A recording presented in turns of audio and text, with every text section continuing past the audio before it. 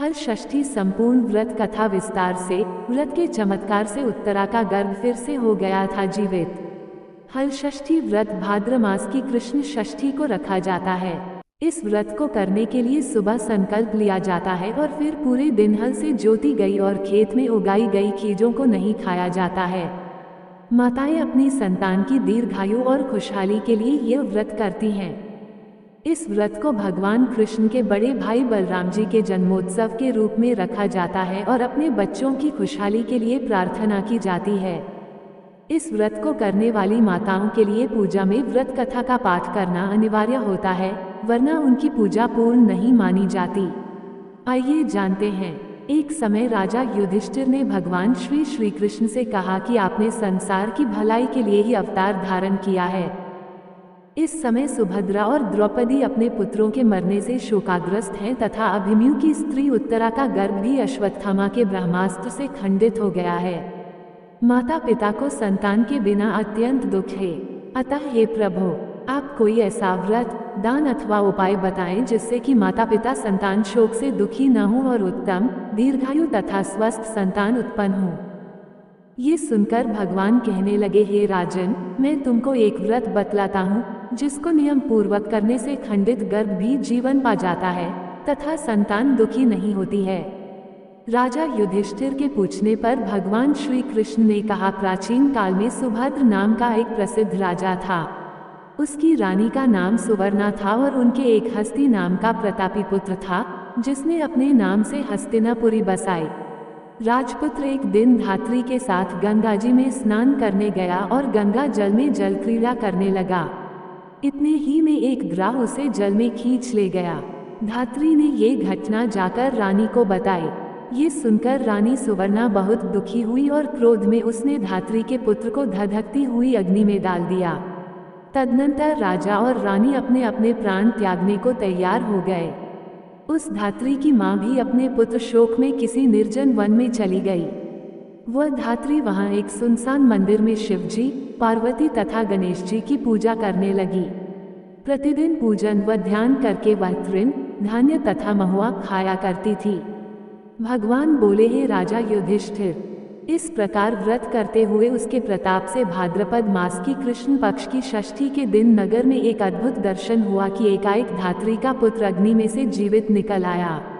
राजा रानी ने भी उस धात्री के पुत्र को अग्नि में से निकलते हुए देखा, जिससे उनको बड़ा आश्चर्य हुआ।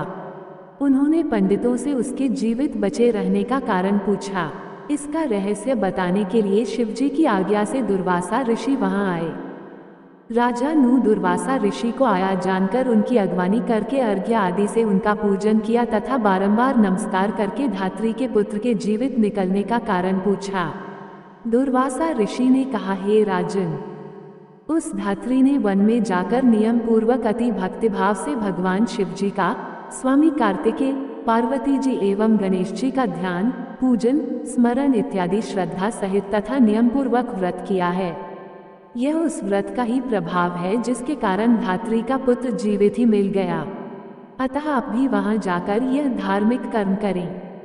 राजा और रानी ने दुर्वासा ऋषि को विदा कर दिया। तदुपरांत वे दोनों धात्री के पुत्र को साथ लेकर उस धात्री को भगवान शिव का कुश पलाशा ढाक के नीचे अति श्रद्धा के साथ पूजन अर्चना करते हुए देखा। राजा ने धात्री को उसके पुत्र से मिला दिया। धात्री ने राजा को इस उत्तम व्रत के महात्म्य को सविस्तार बता दिया। उसने कहा, हे राजन, जिस दिन से आपके भय से त्रस्त मैं यहाँ आई, मैंने केवल वायु को ही भोजन करते हुए भगवान शिव, कार्तिकेय, पार्वती जी एवं गणेश जी की पूजा की है।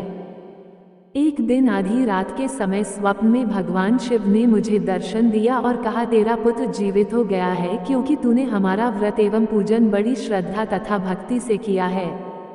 यदि तुम्हारी रानी भी उसी व्रत को विधि पूर्वक करे तो उसका पुत्र भी उसको जीवित मिल जाएगा तथा और भी बहुत से पुत्र उत्पन्न होंगे। भगवान श्री कृष्ण ने राजा युधिष्ठिर से कहा, हे राजन, भादों के महीने में कृष्ण पक्ष की षष्ठी को यह उत्तम व्रत करना चाहिए। उस दिन प्रातः स्नान करके क्रोध, लाभ, मोह त्याग कर व्रत को नियम पूर्वक कर लेना चाहिए। जब तक व्रती रहे किसी जीव की भी हिंसा न करे, व्रत संपूर्ण करने के लिए चींटी आदि का मार्ग भी उल्लंघन न करे तथा दोपहर के समय मित्रों सहित पलाश, ढाक तथा कुशा के नीचे भगवान शिव, पार्वती, स्वामी कार्तिकेय तथा गणेश जी की मूर्ति स्थापित करके धूप, दीप, नैवेद्य आदि से विनम्र भक्ति भाव से पूजा करें और प्रार्थना करें, हे सौम्य मूर्ति, पंचमुख, शूलधारी, नंदी, श्रृंगी, महाकार्य आदि गुणों से युक्त आप भगवान शिव को मैं साष्टांग नमस्कार करता हूँ।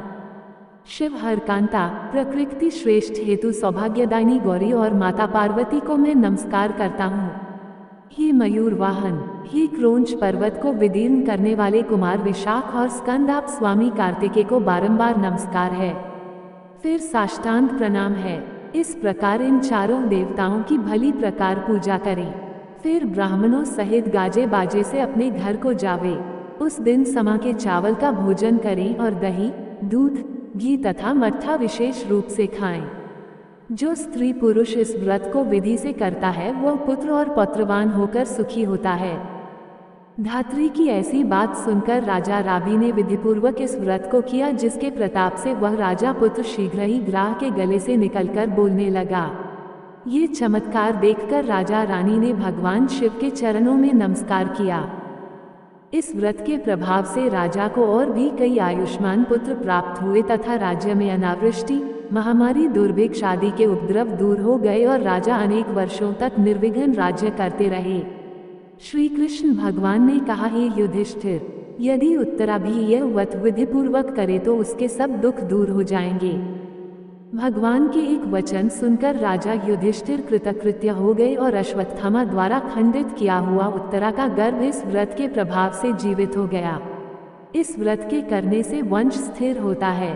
इस प्रसंग को भगवान कृष्ण ने राजा युधिष्ठिर से कहा तथा दुर्वासा ऋषि ने राजा सुभद्र से कहा, हे राजन, इस व्रत को करने के उपरांत फिर उसको शास्त्रोक्त रीति से उद्यापन करें।